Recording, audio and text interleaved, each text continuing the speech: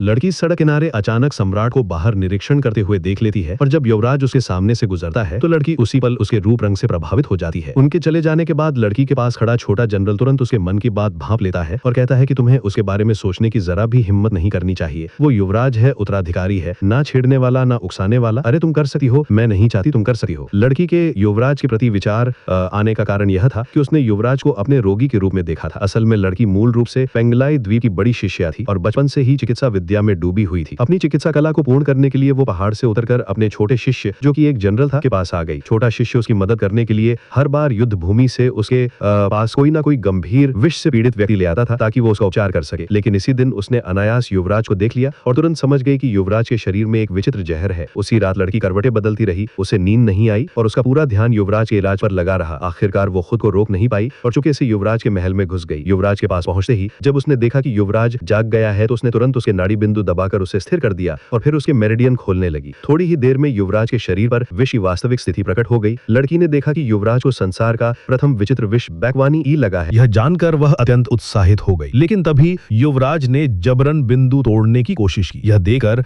लड़की ने उसे नुकसान से बचाने के लिए तुरंत उसके बिंदु संगीत खोल दिए। ये तुम हो, किस उद्देश्य से आई हो? मैं तुम्हें बचाने आई हूँ। तुम्हें लगता है कि यहाँ घुसने के बाद तुम जिंदा बाहर जा पाओगी? मुझे एक मौका दो, मैं वादा करती हूँ कि तुम्हें 99 वर्ष तक जीवित रखूंगी। किस आधार पर मैं तुम पर विश्वास करूं? मेरी बीमारी तो चाहे कोई भी जीवित हो बच नहीं सकती। हार न मानने वाली लड़की ने अगले दिन अपने छोटे शिष्य से अपने लिए एक नकली पहचान बनवाई और फिर युवराज के महल में एक दासी बनकर घुस गई। लड़की ने ठान लिया था कि वह इस प्रथम विचित्र विष से अकेले ही भिड़ेगी। रात होने पर वह फिर युवराज के सामने पहुंची। लड़की की इस क्षमता को देखकर युवराज भी उसे नए नजरिए से संगीत देखने लगा। उसी समय लड़की ने चांदी की सुई आम उठाई और उसे सुई लगाने ही वाली थी, लेकिन युवराज ने समझा कि लड़की महारानी द्वारा उसे मारने भेजी गई है। युवराज की बात सुनकर लड़की पूरी तरह उलझ गई। तभी बाहर से एक हौजे की आवाज आई कि महारानी ने युवराज के लिए 5 युवतियां शयन सेवा के लिए भेजी हैं। इस स्थिति से युवराज को भी समझ आ गया कि लड़की महारानी की नहीं है। तुम क्या कर रही हो? क्योंकि तुम महारानी की ओर से नहीं हो तो आज रात मेरे साथ अभिनय करोगी। बाद में सब कुछ तुम्हारे कहने पर होगा। ये तुमने कहा है, अभिनय ही तो है। मैंने चित्रकथाएं देखी हैं। इसके बाद ख्वाजा लोगों को लेकर अंदर आया और कहा कि महारानी ने उसे 5 युवतियां प्रदान की हैं, लेकिन युवराज ने कहा कि आज रात उसके पास पहले से ही एक स्त्री है। यह कहकर उसने सबको बाहर